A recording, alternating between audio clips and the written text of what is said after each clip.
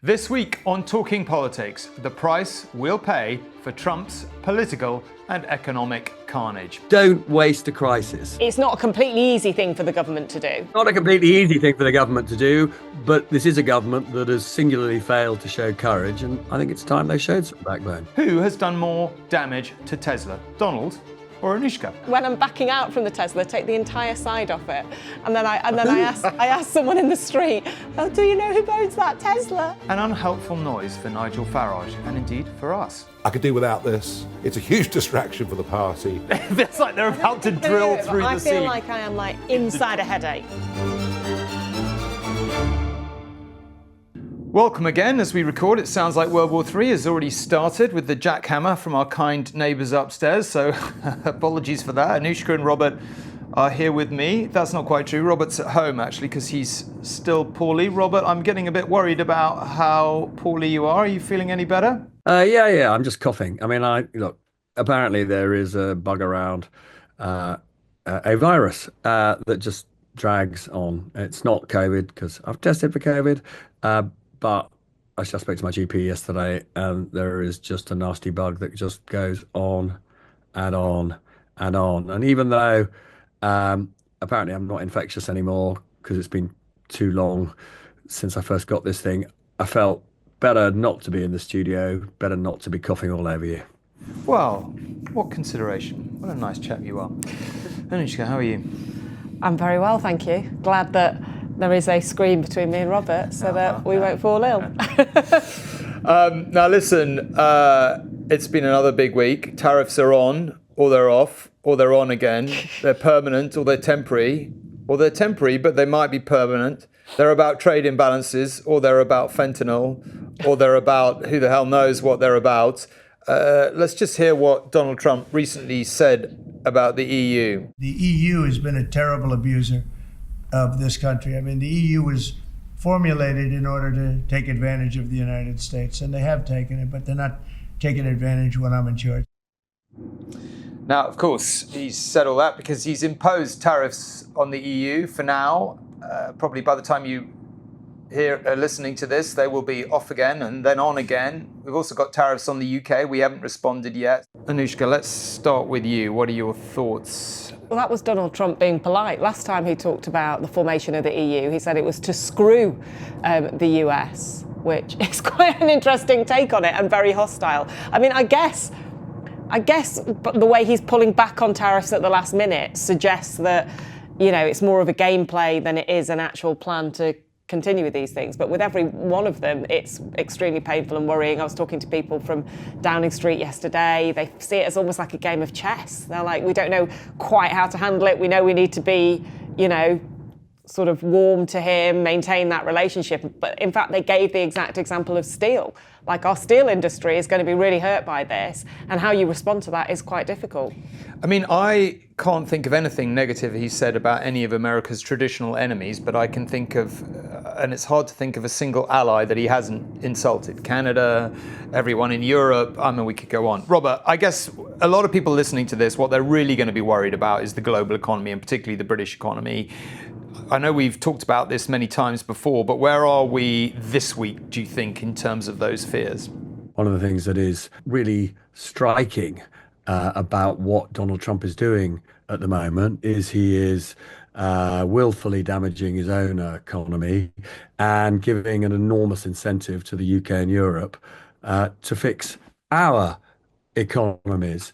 And you could argue he's doing precisely the opposite of what any patriotic president ought to be doing. I mean, yes, it is true that when it comes to the more extreme things that he announces in the form of tariffs, he quite often backtracks or delays. But, today we've got the steel and aluminium tariffs introduced throughout the world, including on the EU. We've got the EU retaliating with very significant tariffs. We've got the UK, as of this moment, not retaliating. But, when you impose tariffs, it imposes costs on consumers, on businesses. They spend less, they invest less. economies slow down, inflation rises. We are seeing this already in America. Only a matter of weeks ago, economists were basically saying America would grow, maybe as much as 3% in the current year. The consensus has fallen. The consensus forecast is now that it grows maybe 1%. I mean, America is a very resilient economy. Donald Trump would literally have to do his absolute worst to tip it into a very serious recession, but he seems to be trying very hard to do his absolute worst. Anushka, what are Downing Street going to do? I mean, there's only so much you can sort of kowtow to Donald Trump, I think it's fair to say, before British people. You've seen what's happened in Canada, you've seen what's happened in bits of Europe, boycotts of American goods, genuine, really visceral anger against America.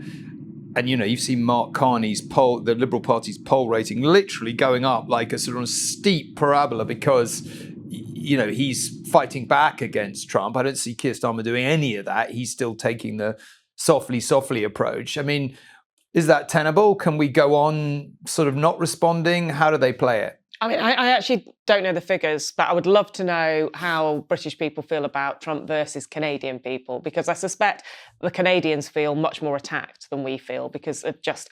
Yeah, although those J.D. Vance comments about just some random country did offend people in a way I can't remember anything. They did, and I think Donald Trump is not popular in this country, and I think there is, polling that suggests that people would like to see Keir Starmer show a bit of backbone on that. But there's also polling that suggests Labour have had a bounce because he looks like a statesman, and in achieving that, he has actually sucked up to Donald Trump. The day after the meeting where he went and met Donald Trump and it was all, oh, here's the invitation from the king. I wondered if, there might be a little bit of a backlash, if people might find it a bit cringeworthy.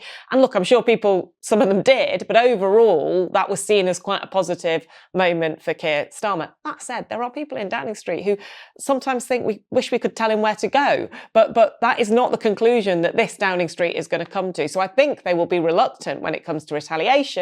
But on the other hand, we are getting closer to the EU. We're getting closer to our European allies. I suspect that in his heart, that's where Keir Starmer's focus would like to be.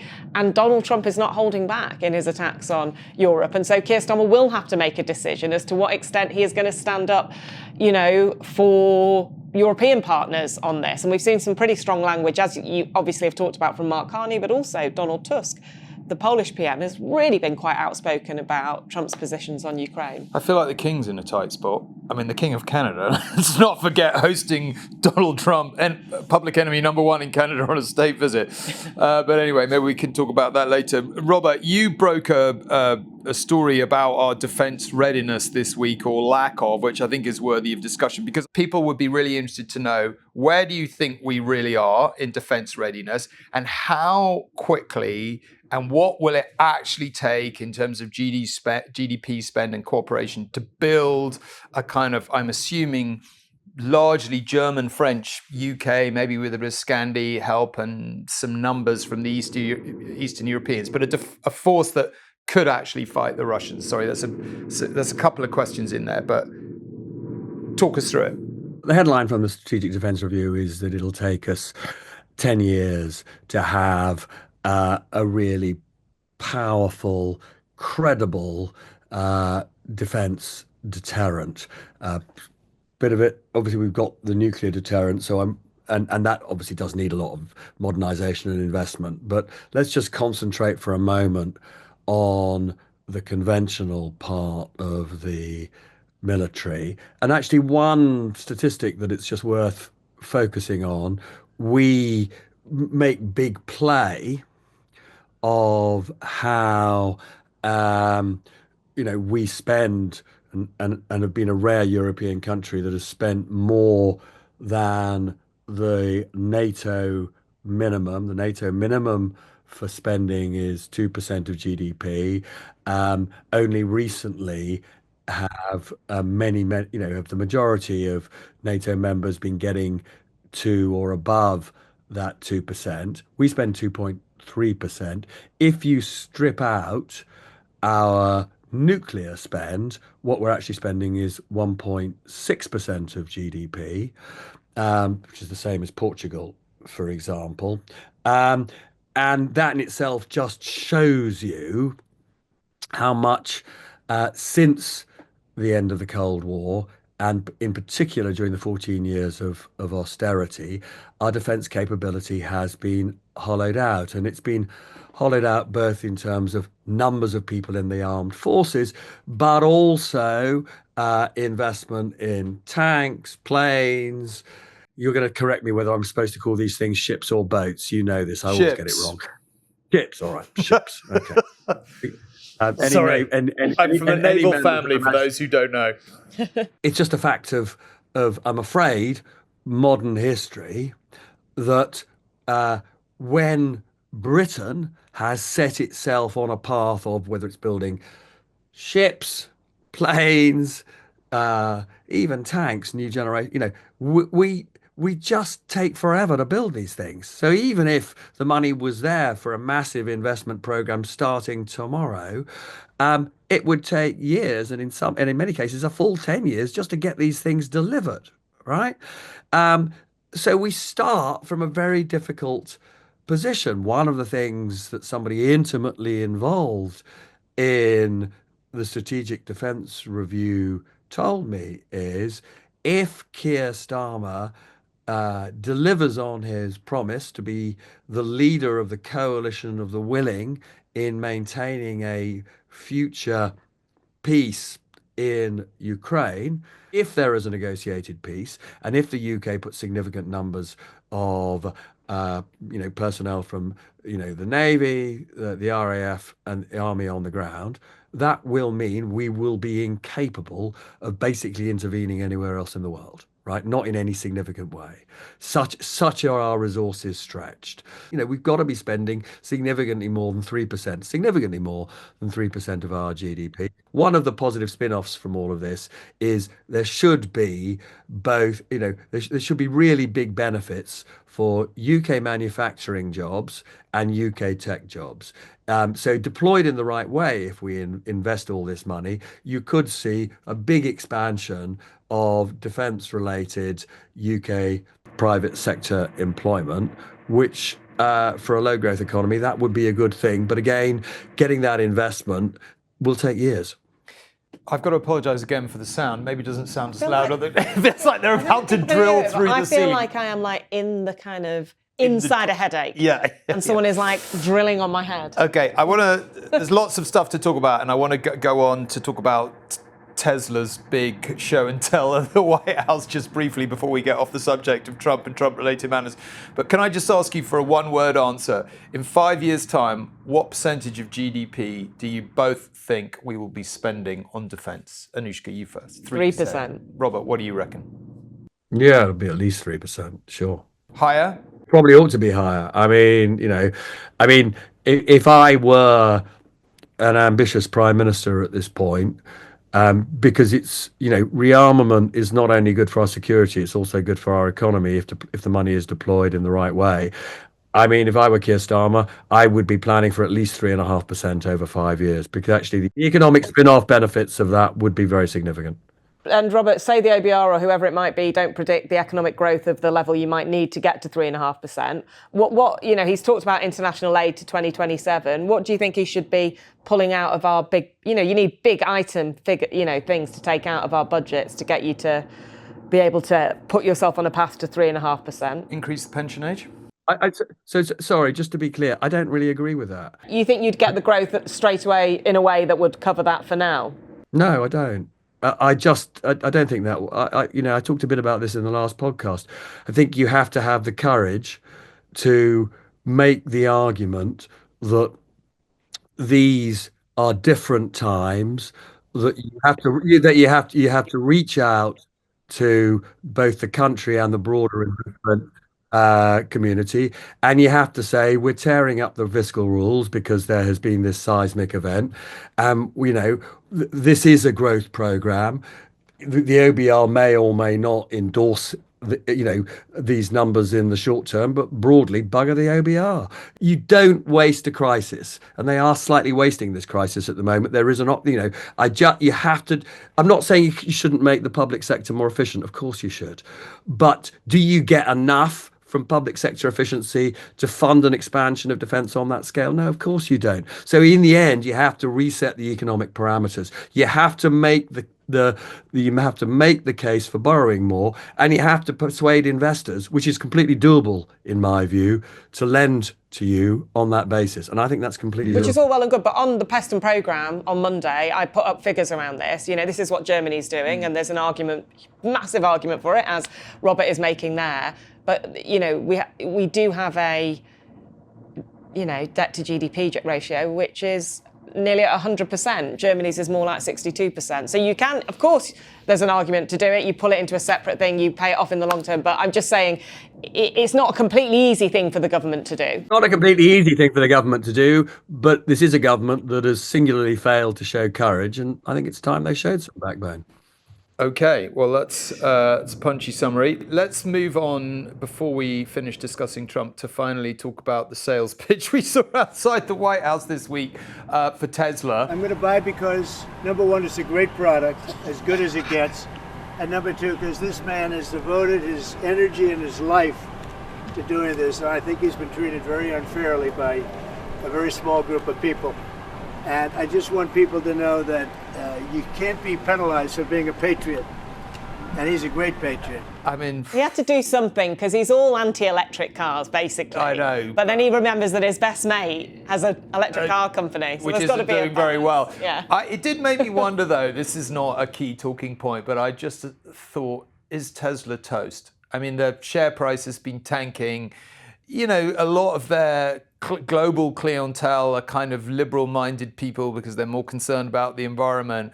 I mean, in terms of brand tanking exercises, Elon Musk is, really writing the rule book. But even with all the impact of it, he's still the richest man in the world. So yeah. And I love the way he's posed it. He's posed today's stuff as him helping. It's patriotic. He's helping America by doubling the number of Teslas that won't get sold. That won't get sold. Is Tesla toast? I don't think it's toast. Its brand has been very significantly damaged in the liberal West by the way that Musk has been cheerleading for a president who, in much of the liberal West, is definitely not popular. It is sort of amazing to me that what Trump and Musk are doing, it's a raft of policies that ultimately will end up strengthening their competitors, their rivals.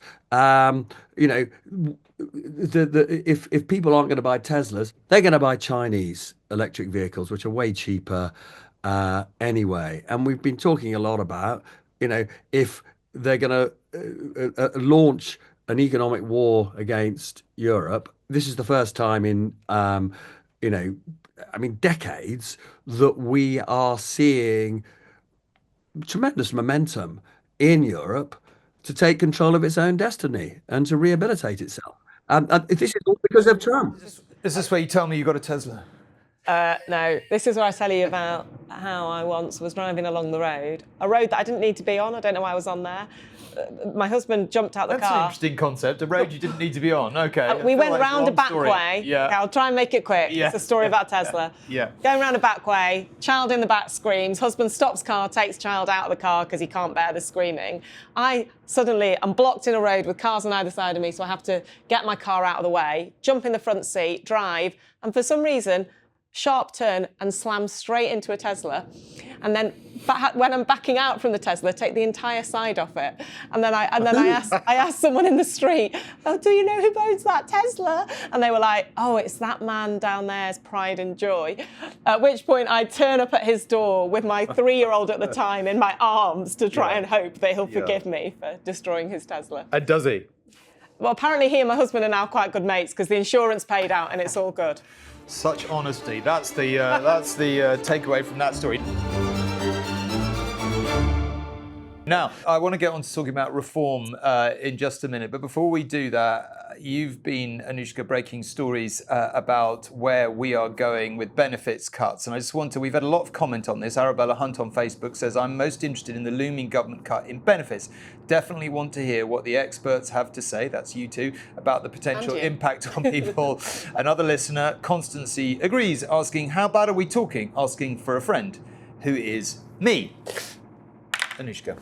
So the package is pretty big. One half of the package saves loads of money, and that's personal independence payments, which I should say, given that the government is framing this all about work, have nothing to do with whether you work or not. PIP is basically to help you with the additional costs of disability. They're going to raise £5 billion by raising the bar for PIP. That is quite different to what Rishi Sunak considered doing, but then stepped back from the brink, was to means test it. Yeah. So very disabled but well-off people would lose it. Under this, the least disabled people will lose PIP. A lot of people mentally ill, from what I've been told, could come under that threshold. And they're also going to freeze PIP next year. The other bit, which is the bit that there's more of a principal argument around, is they're completely going to change universal credit. So at the moment, you get a basic rate, which I think is £373 a month, or you get the higher rate if you're judged too ill to work at £810. I think that's roughly it. The government thinks that gap's too high, so they're going to close it. So everybody who is judged too ill to work is going to get a benefit cut. Everyone who's on the basic rate searching for work is going to get a benefit rise. The problem is, and what I've been hearing this morning is quite interesting, is that includes some very, very, very disabled people who will see their benefits cut. I have heard that they are discussing mitigating factors for the very top of that group, but I don't think that most of this is going to be scored by the Office for Budget Responsibility so they can get it into the spring statement, which, by the way, is a little bit disingenuous because green papers, which is what they're presenting this in, are supposed to be consultative. You're not supposed to score them straight away, but they are. The bit about the mitigation, I think, is actually going to be delayed. So, look, a lot of people are going to get hit. MPs, our colleague Mayor Bowles, revealed this yesterday. Every single Labour MP has been invited into Downing Street, and I've been speaking to some who've been in today. It's very clear. Downing Street are arguing this is a principle, that there are so many people disengaged from work, that the numbers have risen to the millions, and that we need to get people back into work. They're showing them charts about how these numbers have changed from 97 to now. And on personal independence payments, they've argued that the system's broken because loads of people, and we've spoken to loads of people in this situation, get told they're not going to get PIP, and then they win on appeal. Now, you could say, well, that suggests that they deserve to get PIP, but it sounds like what they're going to do is make the test harder and more watertight so that people don't win on appeal. Robert, they've got a big majority. Is this problematic in any way politically?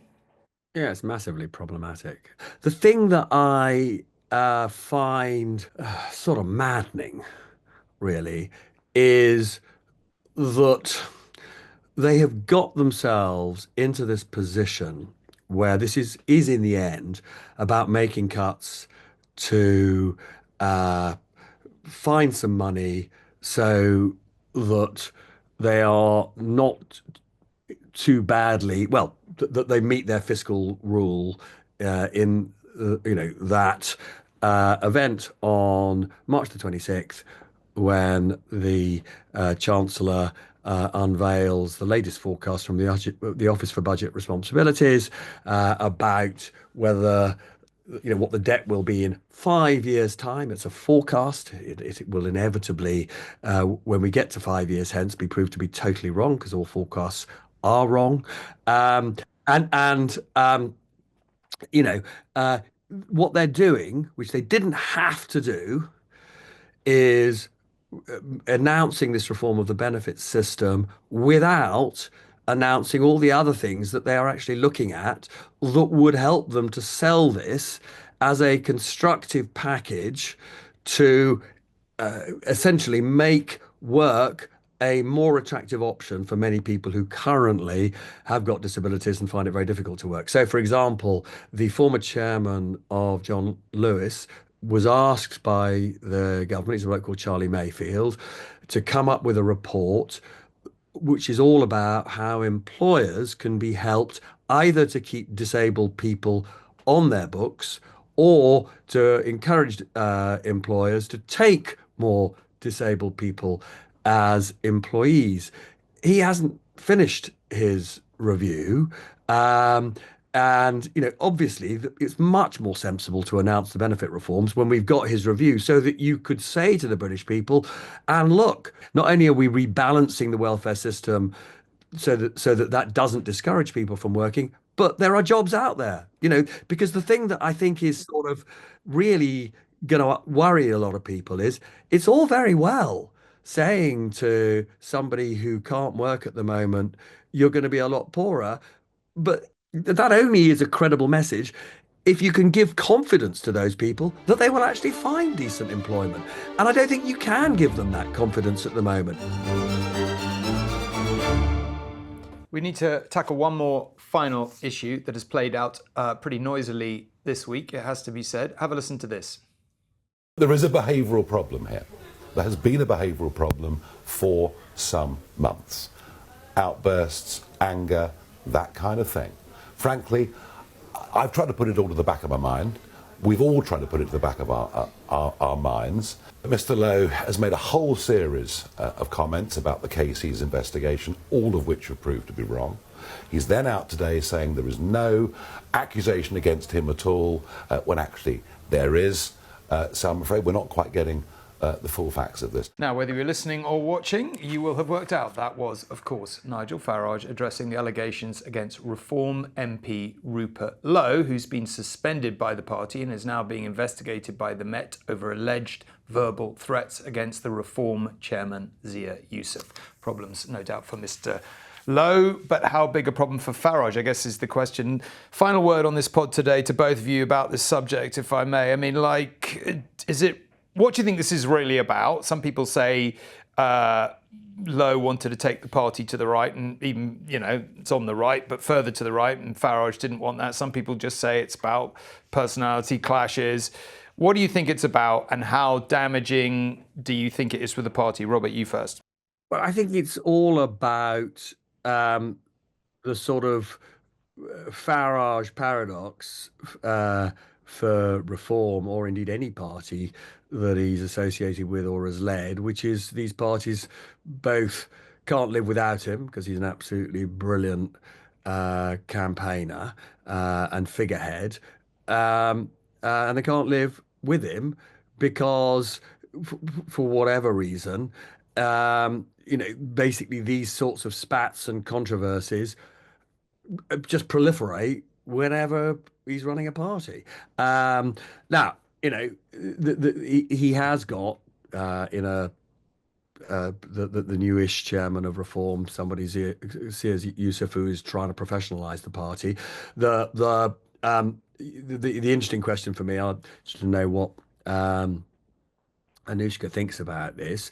You could argue, given the allegations that Rupert Lowe misbehaved, obviously allegations he denies, that this is an example of them professionalising, that they have suspended the whip from him. Or you could see it as, Nigel Farage simply can't cope with internal criticism, and if anybody looks like a threat, they get purged. I mean, the moment I sort of assumed that something like this was coming was weeks and weeks ago, when Elon Musk made those public comments on X that Farage wasn't fit to lead the Reform Party, and that the person who ought to lead it was Rupert Lowe. And at that moment I thought, Rupert Lowe's not long for this world.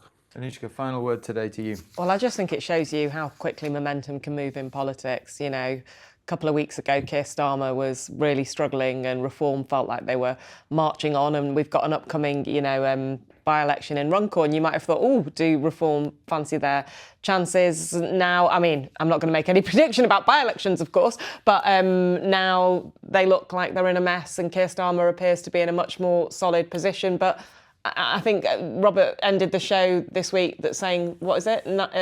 1 week in politics now with Donald Trump is a bit like 9 years in reality. So I will not predict what happens next with all of this. I think I said 50 years, but yeah. Okay, well, that sounds fair enough. By the time we are next talking to you, or you're listening to us, Trump will have put more tariffs on, or taken them off, or put them on again, or taken them off again, and perhaps he'll have invaded Canada or Panama or Greenland. I mean, who the heck knows? Some people think he's playing brilliant 4D chess. Some people think he has absolutely no idea what he's doing. We will let you be the judge of that. We could talk about so much more, and we want to keep you talking to us. So please do reply to our social posts or email us on talkingpolitics@sky.com. politics@itv.com. You've been sending us plenty of questions, so many that I'm pleased to say Robert and Anushka, and I indeed will be answering them in a special episode we'll drop into our podcast feed on Friday. Look out for that. But until then, it's bye for now.